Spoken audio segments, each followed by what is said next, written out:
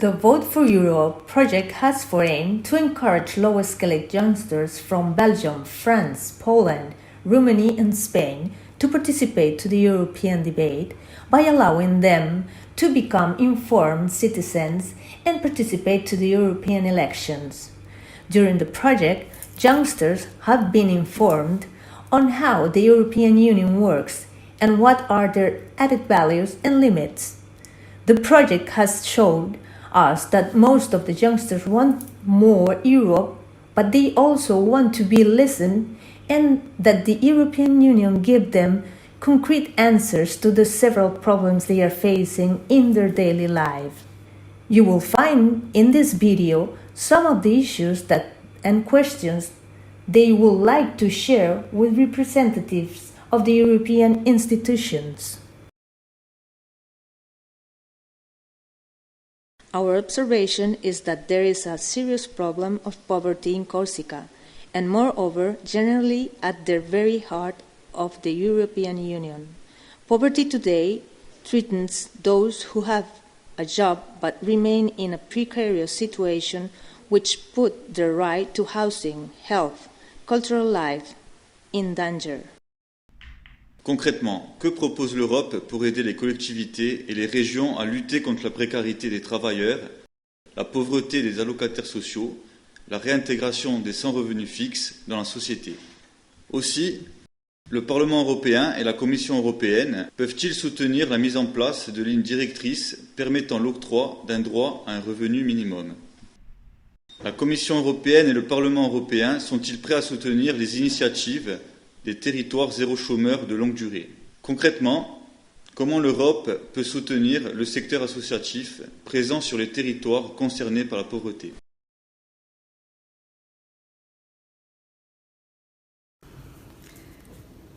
Merci aux organisateurs pour organiser ce dialogue avec les jeunes.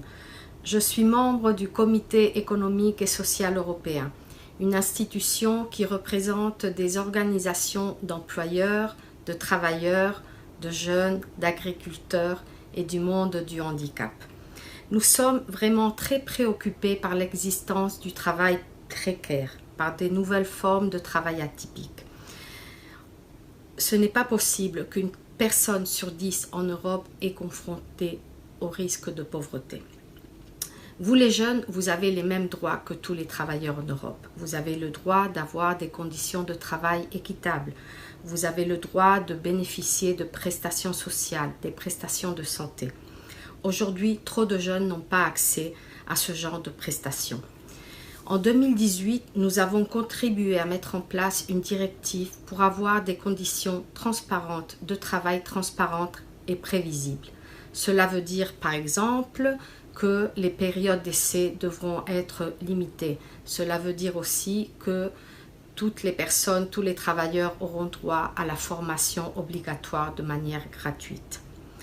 Nous continuons maintenant notre travail. Les travailleurs des plateformes, par exemple, ou l'écart salarial entre les hommes et les femmes. Il y a encore un sujet qui devrait être intéressant pour les jeunes et pour tous les travailleurs, c'est le revenu minimum. Avoir un revenu minimum partout en Europe permettrait des conditions de travail et de vie décentes pour toute la population européenne. Vous pouvez compter sur le comité, vous pouvez compter sur notre engagement. Le travail que nous voulons, un travail décent, un travail avec des conditions équitables pour tous et partout est un de nos engagements. Bien sûr, cela vaut équivalent aussi pour les jeunes.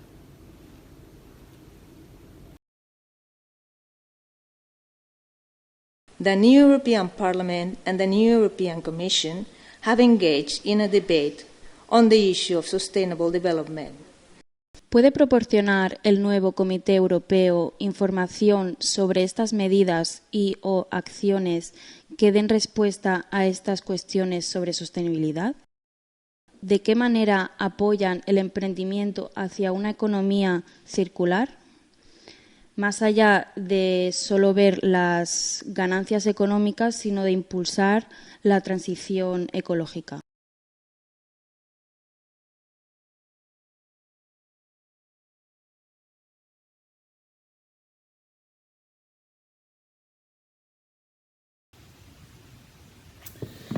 Gracias por tu pregunta. Soy Ernest Urtasun, eurodiputado español del Grupo de los Verdes. La verdad es que antes de la pandemia del COVID-19, esta tenía que ser la legislatura en Europa de lo que hemos llamado el Gran Pacto Verde, del Green Deal. Eso debía traducirse en toda una serie de iniciativas que iban desde el apoyo a la biodiversidad, la transición energética, la reforma de la política agrícola, que iban destinadas a impulsar una auténtica transformación de la economía, a impulsar también la economía circular, como tú muy bien señalas en tu pregunta. Y todo esto ha quedado un poco ahora mismo en entredicho por la cuestión del COVID, ¿no? Por la necesidad de apoyar a muchas empresas que están en dificultades. Y entonces ahora aquí la gran cuestión que tenemos por delante es cómo vincular ese gran pacto verde que teníamos previsto hacer antes de la pandemia con la recuperación económica que vamos a llevar a cabo y las medidas de impulso que vamos a llevar a cabo con la crisis económica que va a venir fruto del confinamiento. Y aquí una cosa que estamos diciendo que es muy importante es que el programa de reconstrucción tiene que ser lo mismo que el Gran Pacto Verde, es decir, las cuestiones ecológicas tienen que estar en el centro de ese Gran Pacto Verde. Por ejemplo, por poner ejemplos concretos de cómo debería concretarse eso. Si la industria del automóvil necesita ayudas, porque como muchas industrias pues han entrado en dificultades ahora mismo, fruto del parón industrial, pues esas ayudas deben condicionarse a que la industria del automóvil poco a poco avance hacia la fabricación de vehículos bajos en emisiones. Lo mismo pasa con las aerolíneas, lo mismo pasa también con los bancos y en la cuestión de las finanzas sostenibles, que es una cosa que yo he trabajado mucho en los últimos años. Es decir, todas y cada una de las ayudas y de los impulsos que vayamos a dar para la recuperación tienen que tener el componente ambiental en el centro. Y esa es la gran batalla que tenemos con el llamado Fondo de Recuperación Europeo. Nosotros queremos que ese Fondo de Recuperación que está aún en discusión, que no se acabó de definir, sea un fondo que tenga las cuestiones ecológicas en el centro. Así que creo que esta es una buena legislatura para aprovechar, y a pesar de lo que ha pasado con la pandemia, creo que tenemos una oportunidad de que la transformación ecológica de la economía y de la sociedad se produzca, sobre todo porque a pesar de la pandemia, a pesar de lo que ha pasado en las últimas semanas, el cambio climático sigue allí, y si queremos que la temperatura no aumente más de 1,5 grados, que es lo que nos fija el Tratado de París de lucha contra el cambio climático, necesitamos actuar muy rápido. Following the civil war in Syria, Europeans experienced an influx of refugees into its community territory. This event has caused tension between member states and unease among the population of the countries concerned. The European Union, in its attempt to manage migration flows, has been refused cooperation by some countries, with result that the cohesion of the Union has been undetermined and its institutions weakened. Comment la nouvelle Commission européenne et le nouveau Parlement européen vont collaborer avec les États membres pour gérer un potentiel nouvel afflux de migrants? Pourquoi certains pays ont refusé d'accueillir des migrants alors qu'ils y étaient obligés? La nouvelle Commission européenne pourra-t-elle faire respecter les nouvelles directives en matière d'accueil des migrants? Que font les institutions européennes pour améliorer la question humanitaire auprès des pays membres?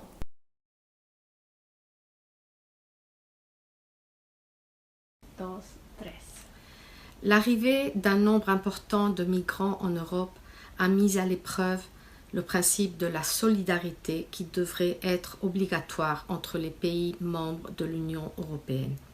Mais que pouvons-nous faire pour une meilleure intégration des migrants en Europe? Je crois que d'abord on doit mettre en place des campagnes pour montrer des exemples positifs et de réussite de migrants. Nous devons leur offrir une meilleure intégration, favoriser les rencontres, la connaissance mutuelle. Je pense personnellement que le travail est un des éléments principaux de cette intégration. Il faut leur donner aussi les moyens de s'intégrer, de recevoir une éducation, d'apprendre la langue du pays d'accueil. En tant que membre du Comité économique et social européen, je voudrais finalement souligner le rôle des organisations de la société civile, que ce soit les syndicats qui accueillent les réfugiés et les migrants, qui leur donnent les moyens pour s'intégrer dans leur travail, dans une formation, dans un métier ou une profession.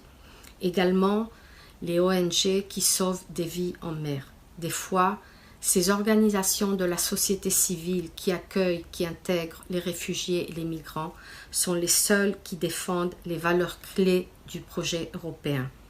Le respect des droits de l'homme, la liberté, la tolérance, des valeurs qui sont d'autant plus importantes que nous nous confrontons à la crise du coronavirus.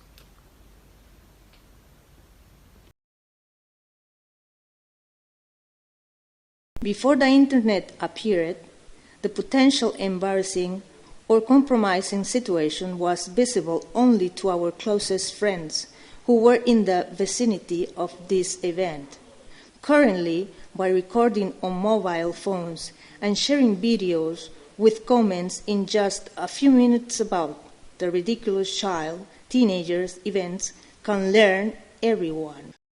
Czy Unia i jej reprezentanci mają pomysł, jak przeciwdziałać temu zjawisku cyberprzemocy w internecie? The young people are concerned about the changes that are happening at European level related to the minimum wage. The question is in this sense. Având în vedere discuțiile la nivel european despre salariul minim și discrepanțele dintre Europa de Vest și Europa de Est, în continuare va exista un salariu minim european sau țările vor avea fiecare propriul drum? Mulțumesc.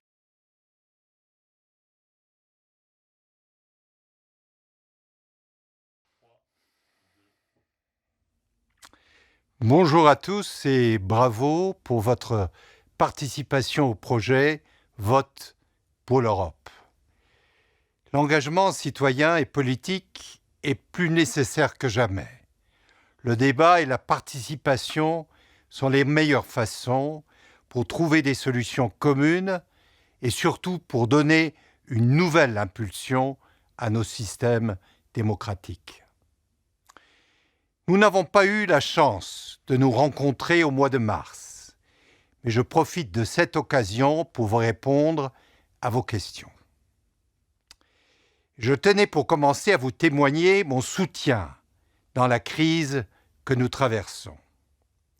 Une crise unique qui a bouleversé le monde tel que nous le connaissons.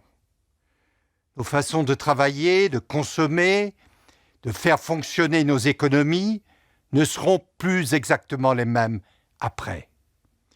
Nous devons maintenant préparer la sortie des crises en prenant sérieusement en compte les risques sanitaires qui subsistent. Nous devons le faire de façon coordonnée et solidairement. L'Union européenne et la Commission y travaillent. J'en viens à présent à vos questions. Sur la pauvreté d'abord.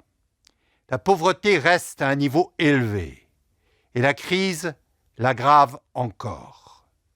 Nous ne pouvons pas rester inactifs, car les inégalités et la pauvreté qui frappent, par exemple, un enfant sur 4 menacent la cohésion de nos sociétés et pèsent sur le redressement économique et social.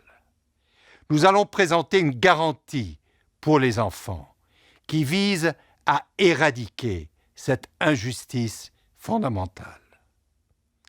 Il faut donc relancer notre lutte contre la pauvreté, mais il faut aussi parer au plus urgent. La Commission européenne vient en aide aux plus défavorisés. Vous connaissez sûrement les Restos du Cœur, le Secours populaire, la Croix-Rouge et d'autres ONG engagés dans l'aide aux plus démunis. Eh bien, le Fonds européen d'aide aux plus démunis finance plus de 30% des repas que ces organisations distribuent en France et donc aussi en Corse. Beaucoup de projets du Fonds social aident des réalisations très concrètes à l'échelle locale.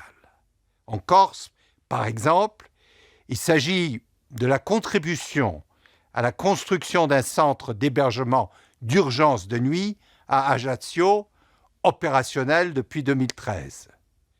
D'ailleurs, le nombre des sans-abri est en augmentation constante partout en Europe. C'est devenu un problème européen sur lequel nous allons travailler. Ces financements peuvent aussi être mobilisés pour continuer à aider ceux qui en ont le plus besoin dans notre lutte contre le Covid-19. À l'échelle européenne, la garantie pour la jeunesse facilite l'insertion professionnelle des jeunes. Depuis 2014, elle a permis à plus de 14 millions de jeunes européens de trouver un emploi, une formation, un stage ou un apprentissage. Nous allons la relancer et la renforcer pour faire face à la nouvelle montée du chômage des jeunes due à la crise. La transition écologique. Je suis totalement d'accord avec vous, il y a urgence. Comme nous l'avons entendu dans les rues de Madrid ou de Barcelone, no hay un planeta B.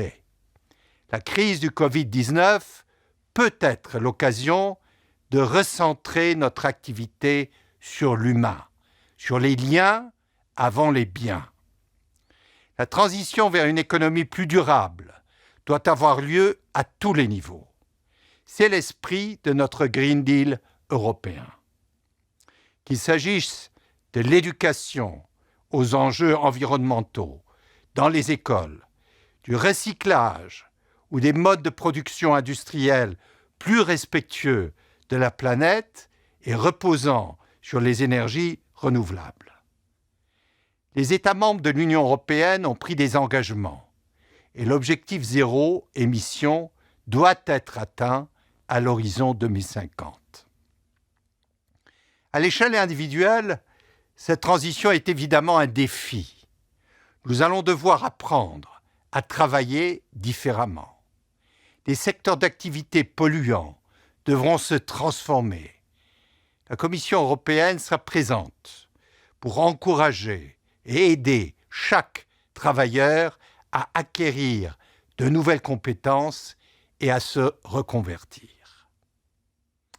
Enfin, les salaires minimums. Nous continuons de travailler avec les syndicats et les représentants du patronat sur un salaire qui permette à chacun de vivre décemment. Il faut que le travail paye. Vous avez tout à fait raison quand vous soulignez que les salaires varient fortement entre les différents pays européens. Et le coût de la vie n'est pas non plus le même partout.